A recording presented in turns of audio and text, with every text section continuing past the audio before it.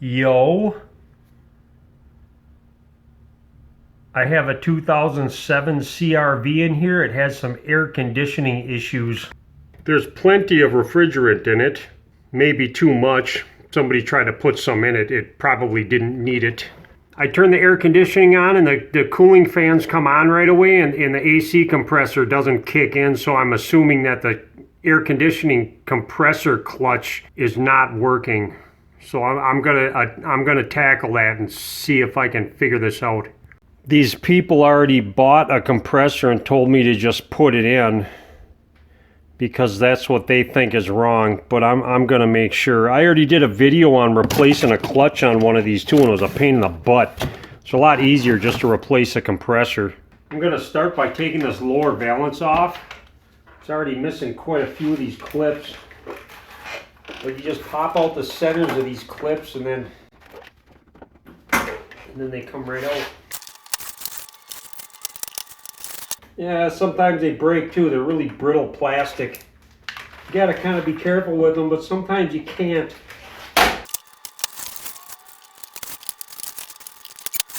If you end up breaking off the top too, you can just push these all the way through, and then they come out. I might have to buy some new clips for this thing. I think I got all of them from underneath, and there's still a couple more. There's still a couple more that are up in the inner fender. Looks like there's two on each side. I got all of them out. There's a couple 10 millimeters here too. And usually the clips are all rusted in, so they don't like to come off. They're just a bad idea.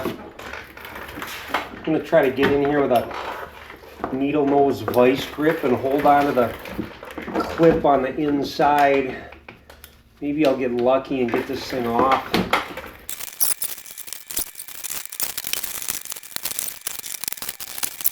I basically just had to rip the thing out.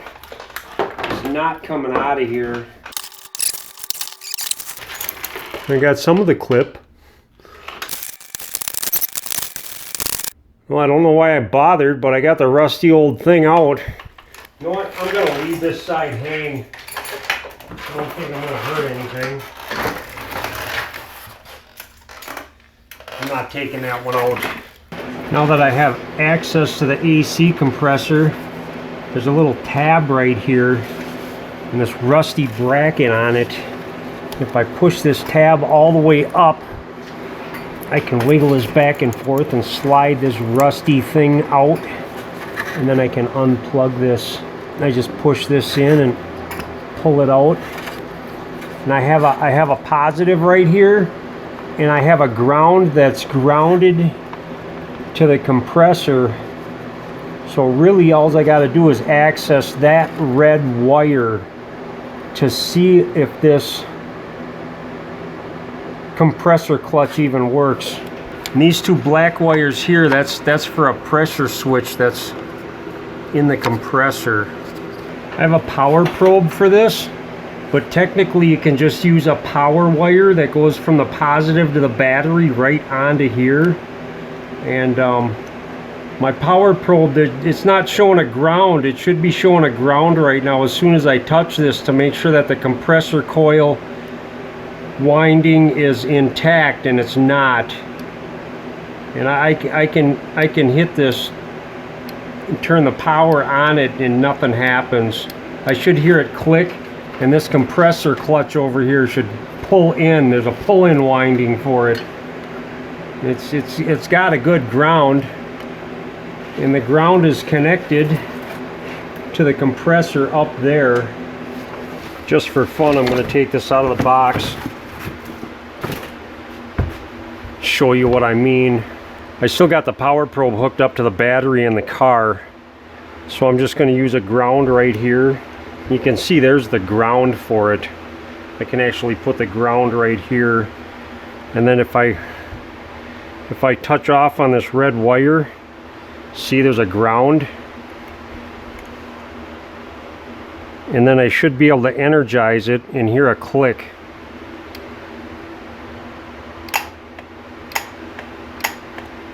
And that's this clutch pulling in. So I know this clutch works. Obviously it's brand new, it's better. I found an oil change place that evacuates my AC for free. Basically I give them Freon for free. So I went there and got it evacuated, so there's no more Freon in the system. Most people just open up a Schrader valve and just let it go out into the atmosphere, but I didn't do that. You don't want to be breathing that stuff. It's no good for your lungs. So there's a 14 millimeter up here on this tensioner. I gotta get this belt off first. I'm gonna put a 15 millimeter over the 14 and unload this belt. I'm gonna unbolt these high and low side pressure lines. They're both 10 millimeters. This one up here. Now if you don't evacuate this system, this line's just going to explode with high pressure and blow all over the damn place and make a big huge mess, and you're not going to like it. And I got one more 10 millimeter here. These O-rings should be replaced. They look pretty good though. Now I just have 4 12 millimeter bolts to take off of here.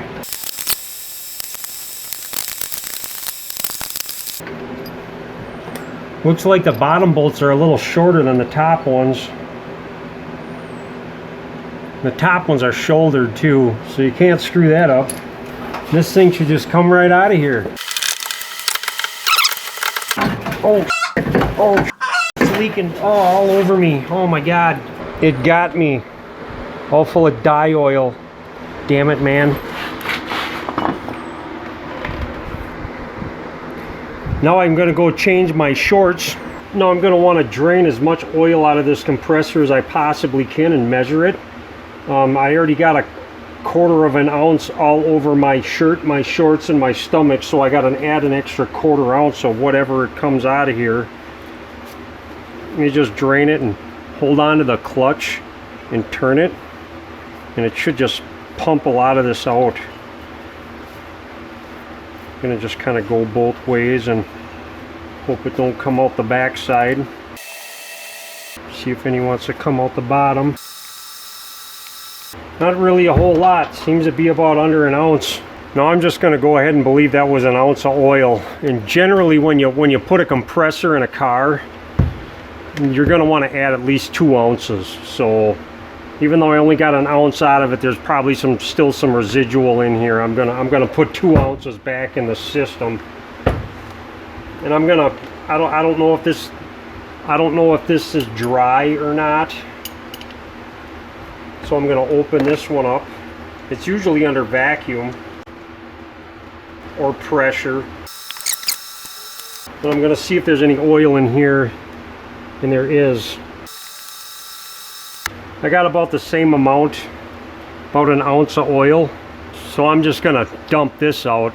It's probably PEG 46. A lot of times they put ester oil in it. It doesn't really matter. I take it out because both of these compressors are the same now, so I know what I got. Now that I took an ounce out, I'm gonna add 2 ounces of PEG 46 with dye oil in it. Dye oil is kind of nice to have because if it ever has a leak in the future, it might be easier to find it. It costs the same amount of money too. So basically I'm putting 1 more ounce in this system. Even if it's a little more, it's not 1 ounce isn't going to hurt anything. I'm just going to dump it right in here.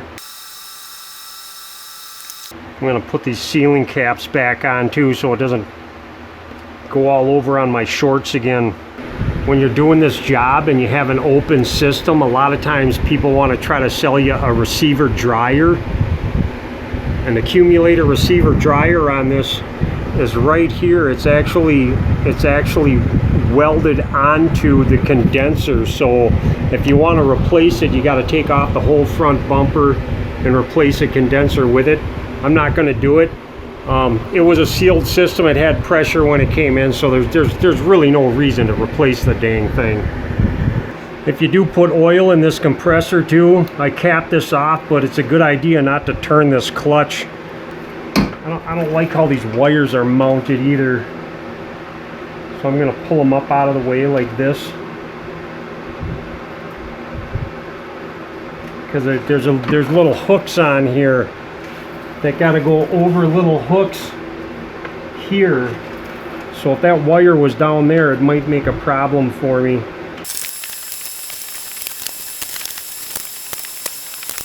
Now, as far as these bolts go, these 12 millimeters, you want them to 18 foot-pounds, and you want these at 9. These little guys, if you want to torque them. This new compressor didn't come with O-rings, so I'm just going to reuse the old ones. They look really nice. They're still swollen, they're not flattened out, they're not cracked. I want to put a little oil on them though. I always put a little oil on these before you slam them in here. I try to force them seals in by hand too before I go bolting this thing down. Plug in my connector.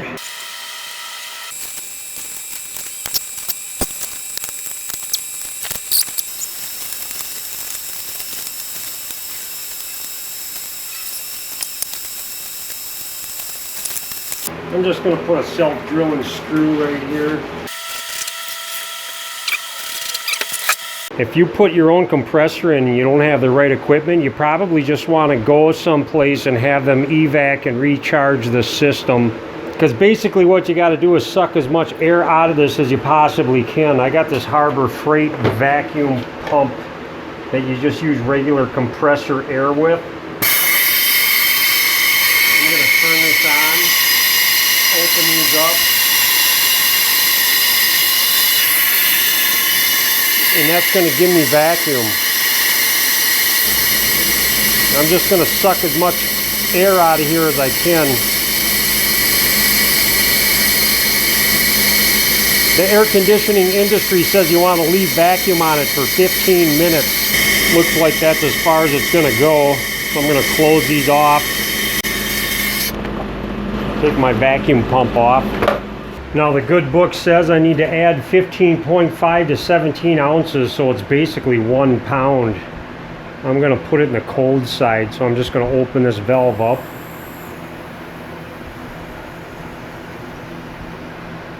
Put in as much as I can this way without it running.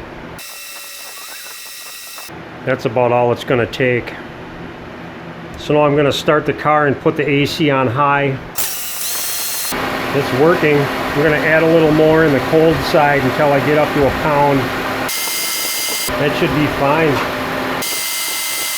That should be 17.2 ounces right there. That's where my system pressures are at.